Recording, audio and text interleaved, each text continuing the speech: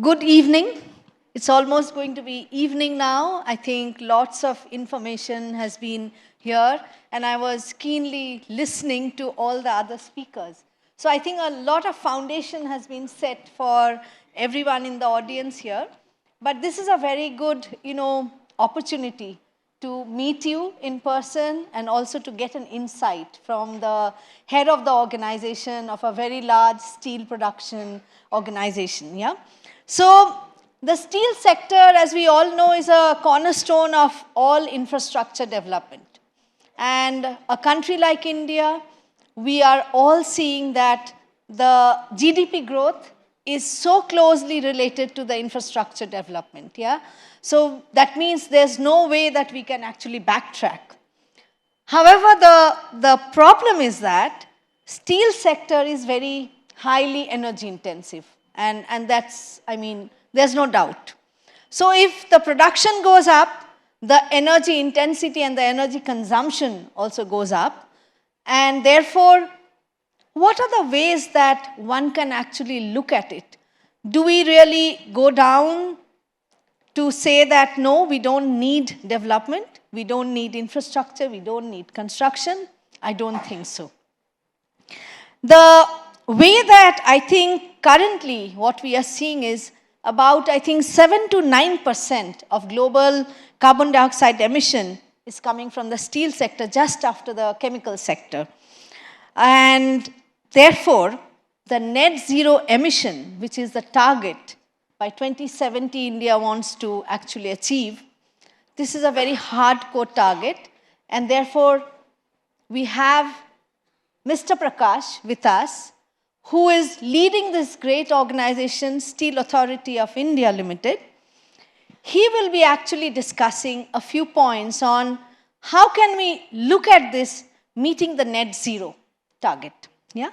I was looking at the sustainability report, and SAIL has the 14th sustainability report. I was really happy about it, that you continued your journey to disclose and communicate with your stakeholders on your environmental and social endeavors and performances and impacts. I looked at many things about the initiatives like the zero waste discharge, the use of the solid waste, and so on and so forth. And your social initiatives, I think I'm aware of all of them. I've been visiting SAIL for many years now. When I looked at your LinkedIn profile, I found that you are not only a technology expert in the world for the, the global steel industry, but you have been a thought leader. So it's great that we have you here. So the first question goes, I'm sure the audience is waiting to learn from you, is what are the most pressing imperatives driving the steel sector to move towards net zero? Because you've been hearing about other speakers and the other panels talking about capital need, talking about, awareness not being there. How do you build the ecosystem? What are the policies? What are the financial models? But from your side, what is your vision to meet this target? Thanks, Aditi, and thanks for all those words. Pleasure to be here, and thanks for having me here. The net zero ambition of the world, as we call it, often we talk in terms of net zero ambitions of the country or net zero ambitions of the company, of the industry. Let me just expand the horizon a little. Net zero is an ambition which is not just about companies or nations. Net zero is an ambition which is about the world. Where did these net zero ambitions and all this talk about climate change start? If we look back for the past 20, 25 years, this has been there in the air. People have been talking about global warming. People have been talking about climate change. And we all have been thinking that this is science talking or scientists talking or so many people just talking about this. This is not for us. This is studied somewhere in the labs or reports or some academia. This is a topic for the academia. And what have we seen in the last 5 years? 4 years ago, 5 years ago, I was in Europe, in a country which had never seen temperatures above 20 degrees centigrade. And I spent 3 days in that city where the temperatures were at 38 degrees centigrade. The five-star hotels of the city, forget about an AC, the windows did not open because they had always imagined that the weather outside is going to be so this. So those buildings were made for preserving heat rather than allowing any ventilation. The five-star hotels of a very large city in Europe did not have an AC and the windows did not open. So people were forced to be out on the streets. You see, today there are countries and there are spaces on this earth where it used to be a desert. Today, suddenly you have floods, right? You see storms, you see tornadoes blowing up. And all of this, while all of this happening, have you noticed one thing? All this weather change does not respect boundaries. It is boundary agnostic. It does not know where India has ended and Bangladesh has started. So because India is doing things well, Bangladesh is not doing things well. So let me not rain here, let me go and rain in Bangladesh. It does not happen. The earth has become one. Truly, if you look at climate change, earth has truly, for the first time after centuries, earth has become one. You are facing a problem which is not Delhi's problem, not a city or state's problem, not India's problem, but it is a world problem. It is not about developed country versus developing country. It is not about rich or the poor. It is not about the color of your skin. It is one problem which is today everybody's problem. That's the context in which we need to look at all these net zero ambitions, all the priorities and all the efforts that we are making today. If I look at the steel industry in general, as Aditi mentioned, it is 7 to 9% is the global average emissions, greenhouse gas emission contributed by steel industry. In India, it is higher. Let me be frank and admit it to you. In India, it is 11 to 12%. In context of that, if we look at our decarbonization goals, the way we can contribute towards controlling the climate change atmosphere and what we can, steps we can take. I'll just take a minute to give you a perspective on how steel is produced across the world. The total world produces about 1,800 million tons of steel in a year. China is the highest steel producing country and it is producing about more than 1,000 million tons. India is number 2 in the world. So if we look at capacity, China has a capacity of 1,100 million ton of steel production. India has a capacity of 140 million ton of steel production, and we are number 2 in the world. So that's the scale at which steel is produced. Steel is a commodity which builds nations. It is part of the national, often countries' economies are judged by per capita steel consumption in a country. So typically in a developing country, the per capita consumption of steel will grow to 400 to 500 kg per capita. In India today, we are at 100 kg per capita. That shows that if India is to become Viksit, India is to become a developed country, you will need to grow this 100 kg per capita right up to 300, 400 kg per capita. That's the growth story of India, has to come from there.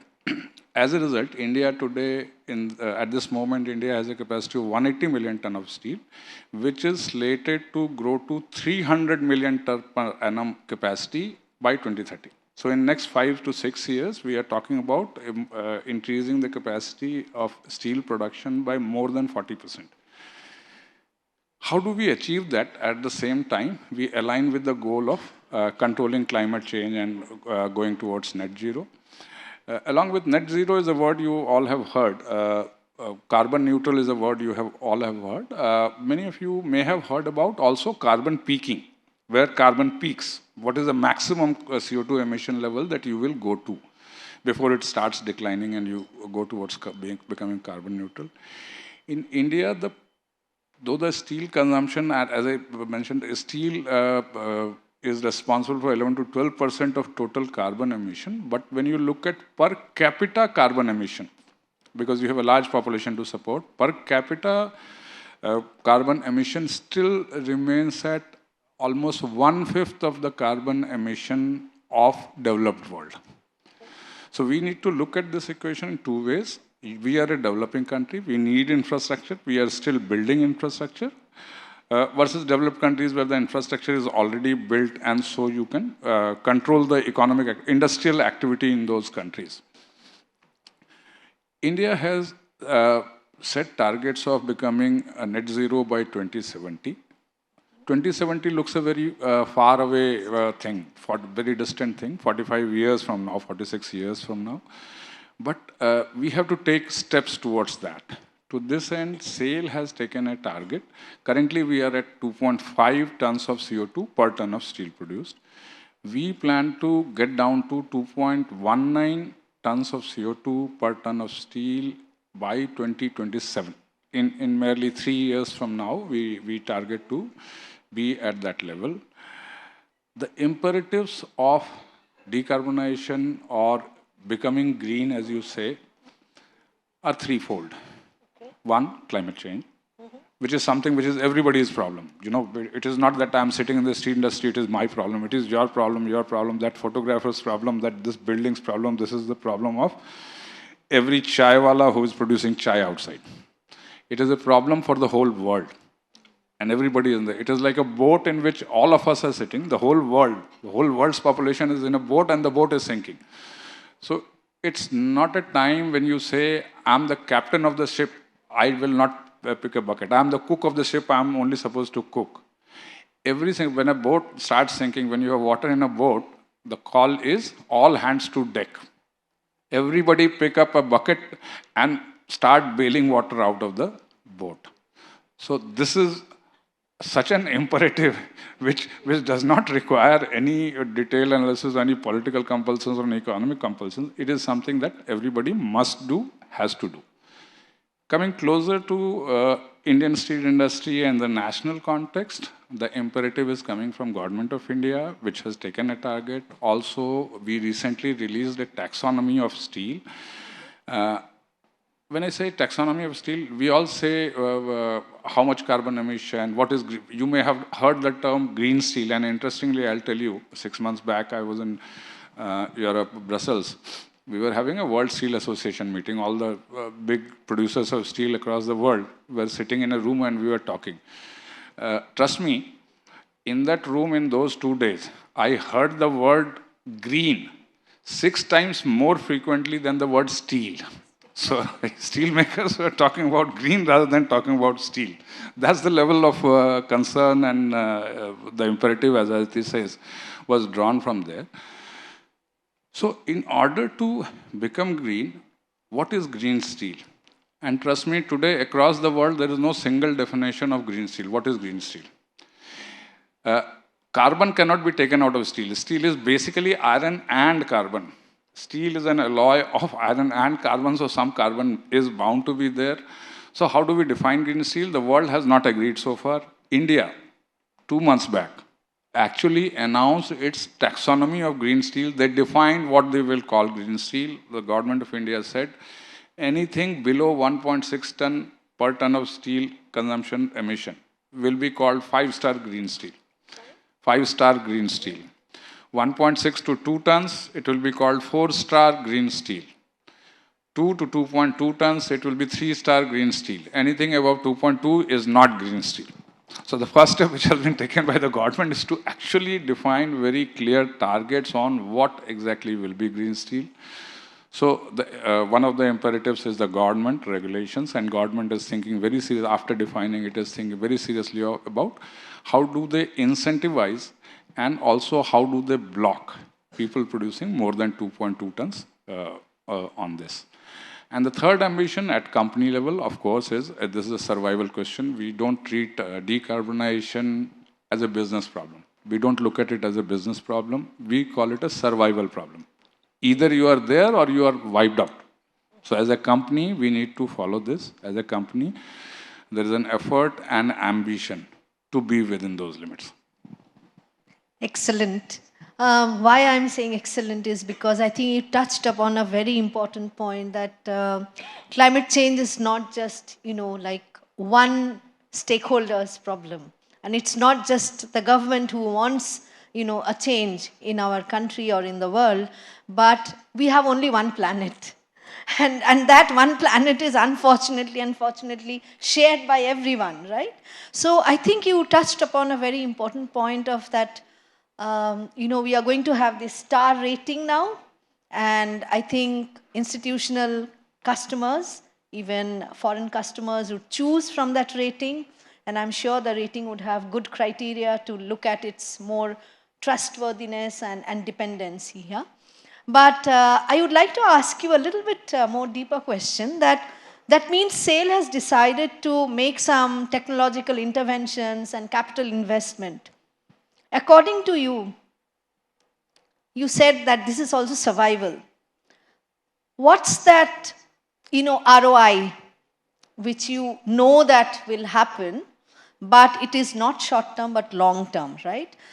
Maybe a large organization like yours can, absorb that and look at that long term because it is contributing to India's target and India's growth as well.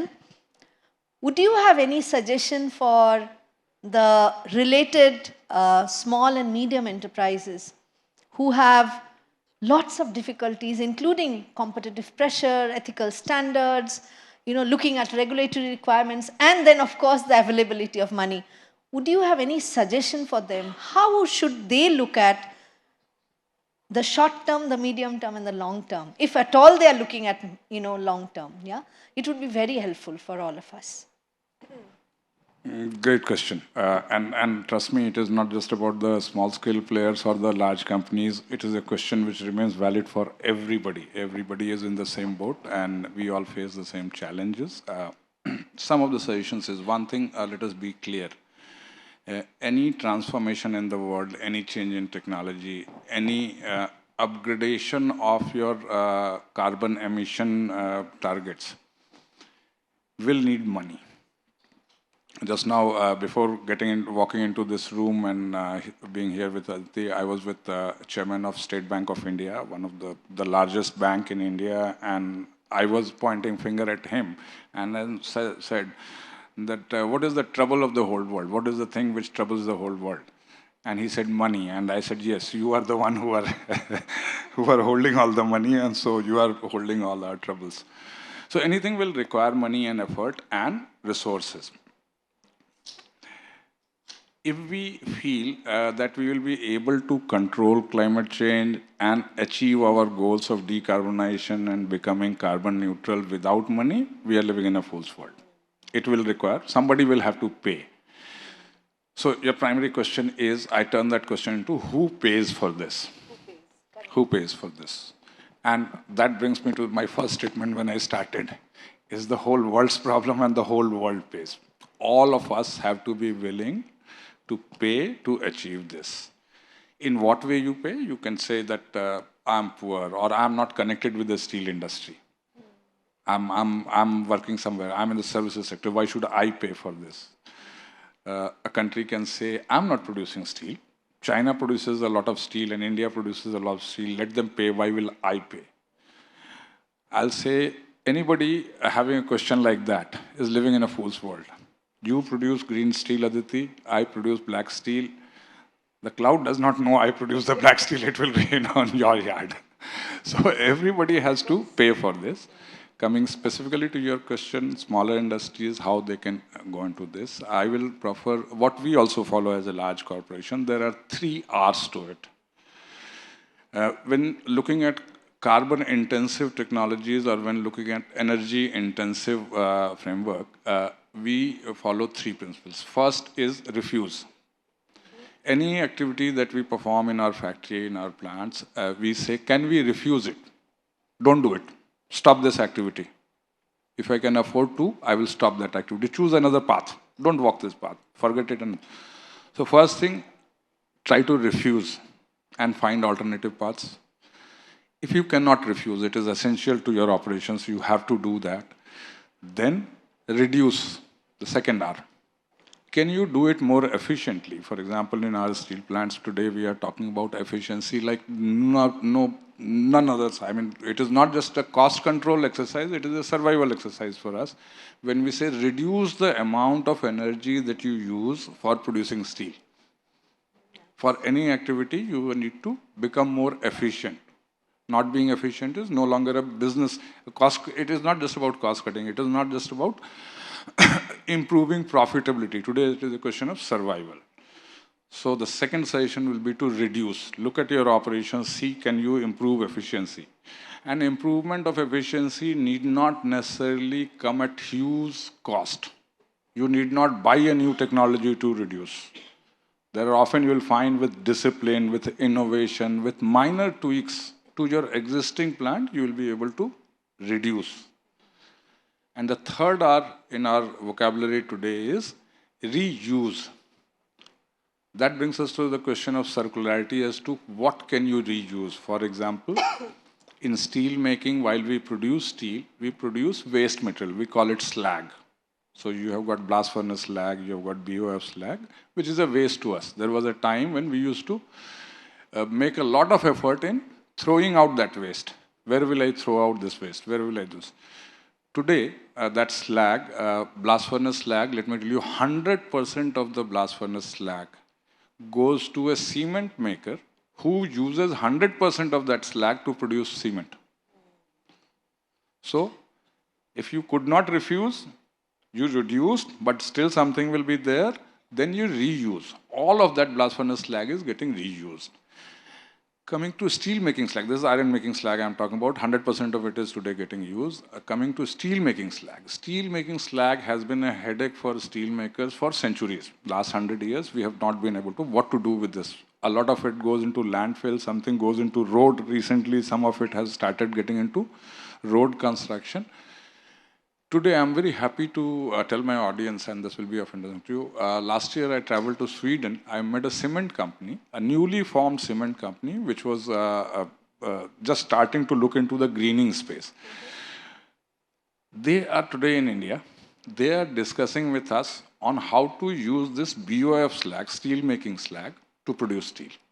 So the whole world, it's not the Swedish company, cement making company, they had no business talking to an Indian steel maker, right?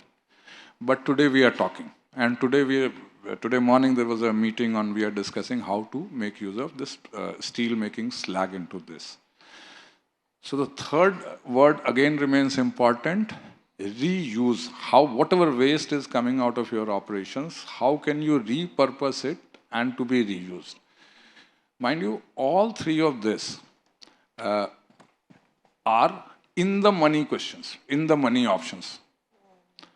If you refuse, you will be in the money, you will be saving some money. If you reduce, you will be saving some money. And if you reuse, again, you will be saving some money. So these are three mantras which I will say we try to follow, and I will suggest to my counterparts in smaller industries also. These three are in the money questions. You should do it immediately. There should be no hesitation, no questions in your mind on this. This does not cost you money. This saves you money. However, when you start going to the other side and say, I need a new technology to do this, yes, that will cost money. And I'm sure during our discussion, we will come to some of those points. Yeah. I think that brings us to the point that, all changes that is really needed, if the purpose is really clear, why the enterprise need to change, then money could be, or capital requirement could be one of the needs. Yeah? And as you described, I think reduce, refuse, or reuse, they all need, I think, the mind to start with, to innovate what is there and what they can do. So I'm sure all the MSME friends here in the room, they can start, as Mr. Prakash has mentioned, immediately look at these three strategies and do things in an innovative way. I would like to add the fourth one, which you described with your own experience of connecting with Sweden and the cement companies. The word I would like to say is reconnect. Reconnect with your customers, with your other stakeholders, with the product users of the next generation. What are they looking for? I think that would be very much required. Definitely. Unless you reconnect, you will not be able to share. And you can't collaborate also to get maybe a collaborative, solution. So the purpose should be also to get the solution. What's the solution? There is only 5 minutes left to this discussion. I would like to ask one more question before I ask the audience. According to you, what are the policy requirements that are needed for the steel sector and the MSMEs to get the incentives or feel that this has really now become an imperative? We cannot, kind of push it further, yeah? Any typical policy changes you feel right now it's not there and it has to come? If you can share some, please. So first, for steel sector, as I mentioned, first thing was to define what is green steel. So government has already announced that. We'll have to get regulatory framework around that in terms of government is thinking about putting a cap on how much green steel they buy. Government is a big buyer of steel. You see all the infrastructure, government is a big buyer. So now they have to define that I will only buy 3-star steel and plus. So a policy like that will help in incentivizing the industry to actually produce 3-star or 4-star green steel or 5-star green steel. So this is one thing. Government has started on this path. They need to go further. There are various policies which will come into picture when we go that. You see, steel makers remain a culprit. We are responsible for 11-12% of emissions. But you see how much emission can come from vehicles. Have you seen that? To this end, government, and in Delhi we have experienced this, the government has said any vehicle beyond 15 years life will not be able to ply on the road. But today, how many vehicles have you seen getting destroyed? Actually, vehicles which cannot ply in Delhi can go to another state and ply. So the government will have to come up with a policy of if you want to reduce emission. And as I said, whether you run that vehicle in Ghaziabad or whether you run that vehicle in Gurgaon, they emit the same pollution and the climate changes similarly. There is no difference. So government will have to come up with a clear policy on scrapping of vehicles, that I will say. Government has to promote research. This is a time when my small industry and MSME friends will appreciate this, that you urgently need interventions of technology for which research needs to happen. The scientists and technologists of this world needs to work over time in order to come up with solutions to the problems that we face. For this, government has to incentivize research. There are many schemes which are already announced: National Green Hydrogen Mission, National Renewable Mission, and I must mention this specifically that India is far, far ahead of the world when it comes to renewable energy, solar power consumption. So government has to legislate and come up with regulatory and incentivizing frameworks around that. Thank you so much, Mr. Prakash, for giving such a nice overview of the steel sector's endeavor to meet the India's target, not only India's target, but actually that all of us are, responsible for meeting that target. So it was wonderful discussing some questions with you, and I'm sure the audiences here has really benefited from that. Thank you. Yeah. Thank you so much. Thank you so much.